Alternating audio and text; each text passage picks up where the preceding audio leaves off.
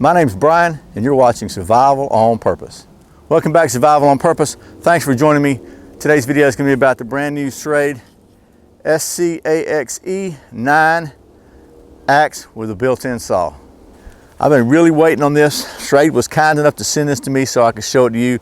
I'm really excited about it. I think we're going to like this. I think I'm going to like it. Honestly, it's brand new. I've never tried it out. I thought we would give it its initial test together. But what's cool about this is not only is it got some of the same features as a lot of the other Schrade axes, which I really like. They seem to be very functional axes. This one has a little added bonus, and be careful I don't cut myself, but because I can put a sheath on it, but it's got a little retaining strap here, and then you push the button down here and actually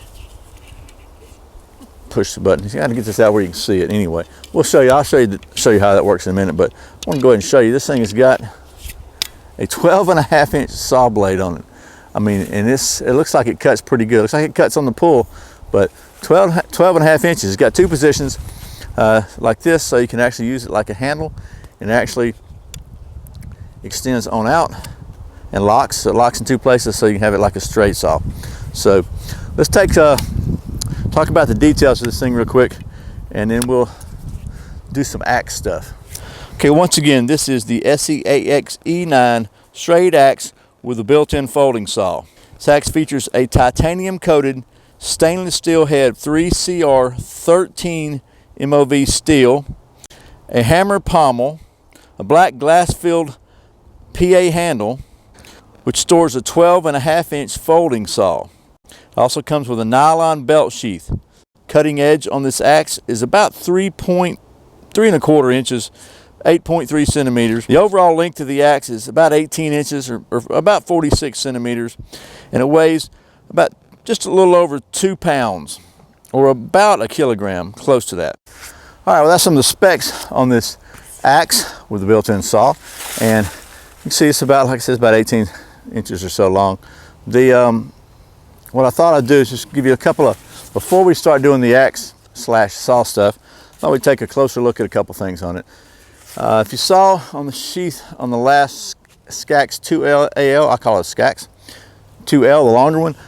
This kind of has the same issue with the sheath. It's not a big issue, but you got it pretty tight. It's got this Velcro closure here, the Velcro closure, and it's a slide-in, top-down kind of sheath, and it's got a little bit of like a kind of not really elastic, but a nylon kind of webbing on the back that I've got folded up right now. So bear with me for a minute. I got to get it back in here, right? Okay, so.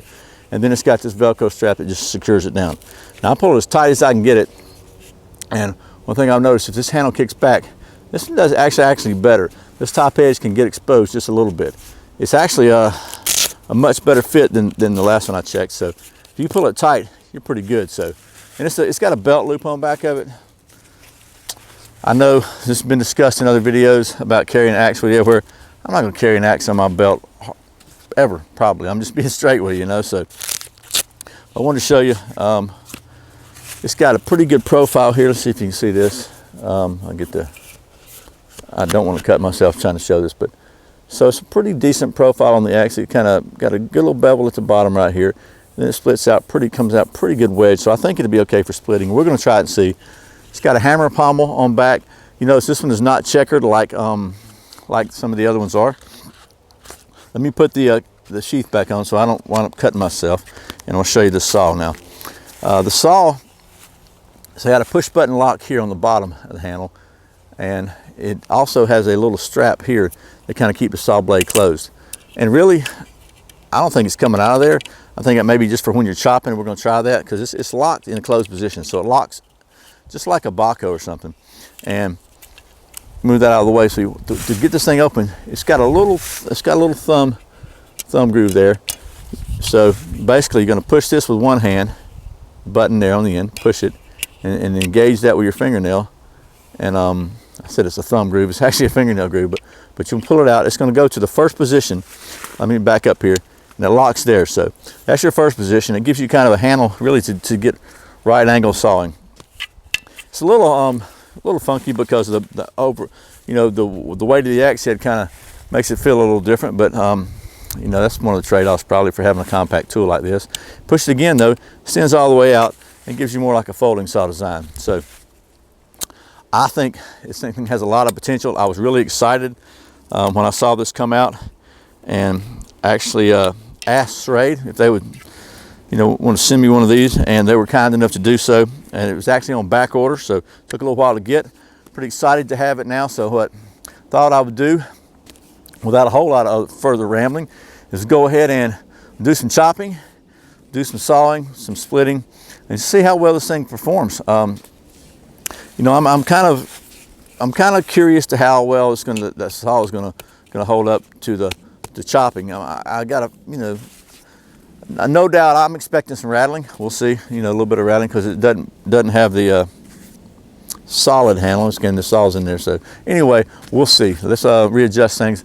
I've got some kind of down wood over here, out here in the woods, and we'll do some chopping on some dead stuff, some sawing and some splitting, and get right to it. That axe stuff instead of this rambling stuff.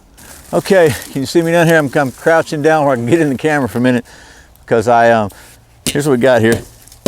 And you can hear it's dead. It's also kind of unsupported, so it's bouncing a little bit. That actually is going to decrease the effectiveness of the chopping. I know that, but this is what I got. I want to try to be real with you. This is kind of what you find, because it's hung up. Really don't want to drag it all the way out on the ground. In a real world situation, you can use what you got. So that's what we're going to do. So we're going to do some chopping, and we'll use the saw, and we'll just see what we got. So let me stand up here and get busy with it. So, wow. I have to say that's pretty good right there, the first chop. I'm pretty impressed.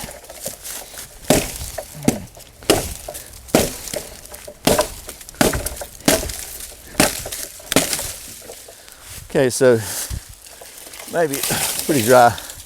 We'll go here to this pine and see how it does.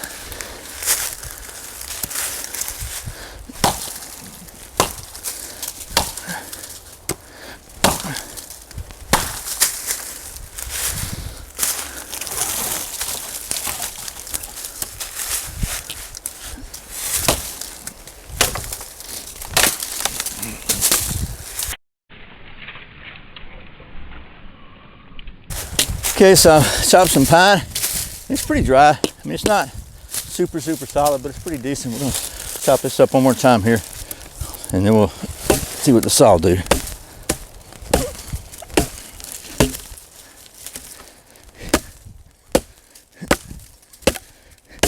All right. Okay, so this is all down stuff, and it's dead, and it's not 100% hard. I really don't want to cut down something live just for a video. I really, I don't mind cutting something down, if you need to use it. I don't know that making a video is really a legitimate use of cutting a live tree down, so we're not going to do that today. I'm going to go ahead and cut this thing out straight. It's locked open. Just see how well it saws on this, what I believe is poplar. Let's see. I like the fact that it's a long enough blade that you can really get a good stroke on it.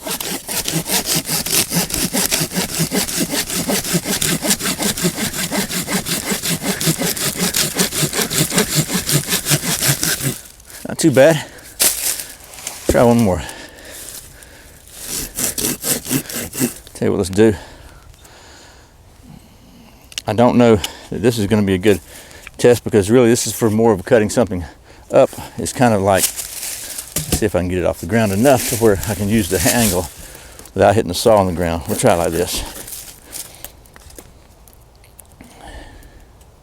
If I can get it started. It's got some aggressive teeth on it. If you don't get them started really good, it keeps hanging on you. So let me get back in here and start on this round again. Man, it's got some really aggressive teeth. They're catching on this. All right, so let me open it up and see what I can do with it again. All right, so yeah, for me,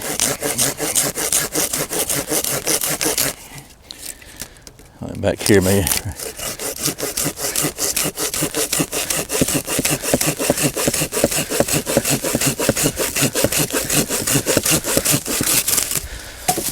Okay, let's talk about this for a minute. Okay, well, I don't know if you really noticed, if you could tell, but let me open this thing back up here for a second. When I had the the blade locked in this position, okay? You back up. These teeth are really, let me see if you can get these focused in. Can you see those? Get closer. They're pretty aggressive, and they're pretty long, and they're they're definitely cut on the pull, right? So what was happening was this thing from the pendulum kind of motion, trying to move it back and forth, the weight of the head swinging, I guess it was making this thing rock forward and just kind of dig in. And I could never get the thing to really get started moving, because if you got a saw, pretty aggressive saw, you kind of get it started easier so it doesn't dig in. Wasn't working for me well that way. It might be okay horizontally, I'll try that. But when I opened it up like this, it was pretty easy to control. Now, quite honestly, is it as easy to control as a like a folding saw, regular Baco folding saw, whatever? No, it's not. You know, you got this big weight here on the end, whatever. It just gives you some more weight to move every time. It kind of wants to put pressure backwards down. If you hold it up here, the head's heavier.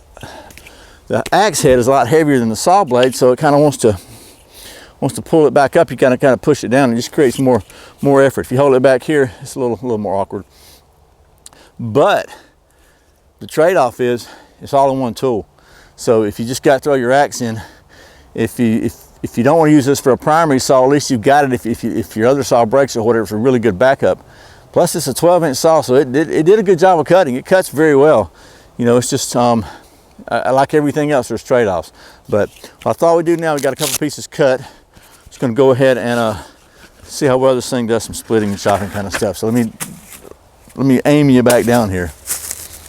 Okay, so I'm going to take this thing now. I don't have a chopping block or anything, and we're sitting on the ground here. So in my opinion, this is a good opportunity to baton an axe. I know that's something that's really crazy, but in this particular case, I think it's just a good way to get it started and a good way to use this tool to split. You got a solid piece of wood here.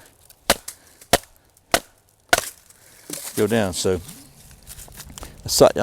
what I meant to say, you have a solid piece of steel in here, so I don't think that's going to hurt anything as far as the axe goes. Let's see if I can get up here where we can see it. There we go. Solid piece of steel in here, so I don't think you got to really worry about damaging it.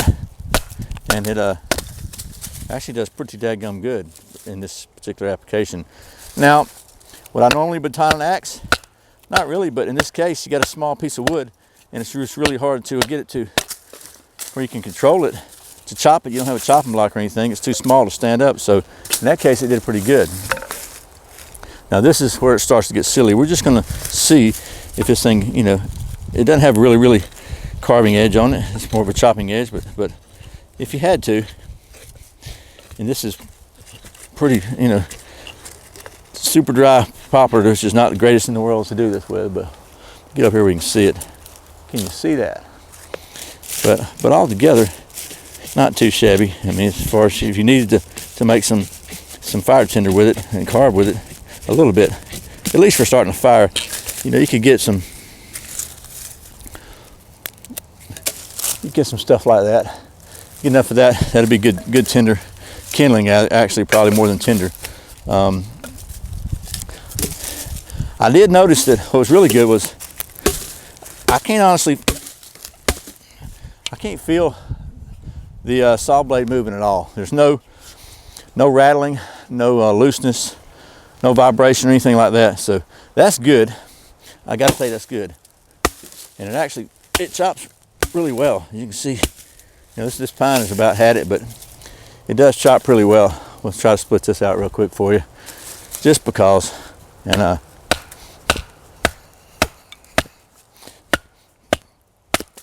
so yeah, it's kind of right. But I can't feel the thing moving at all, which is really good. So okay, so I actually saw, got some pine bark in the thing, a little groove there. I actually saw that this thing chops pretty well. It actually splits, you know, that's pretty well with the baton. I'm sure it would split well if I had something big enough to chop into. The saw works really well. It's a little awkward because of the weight of the head, but that's really to be expected. I was really surprised and pleasantly surprised that it didn't rattle around in here at all. Very solid feeling. Really, I think that's an excellent test.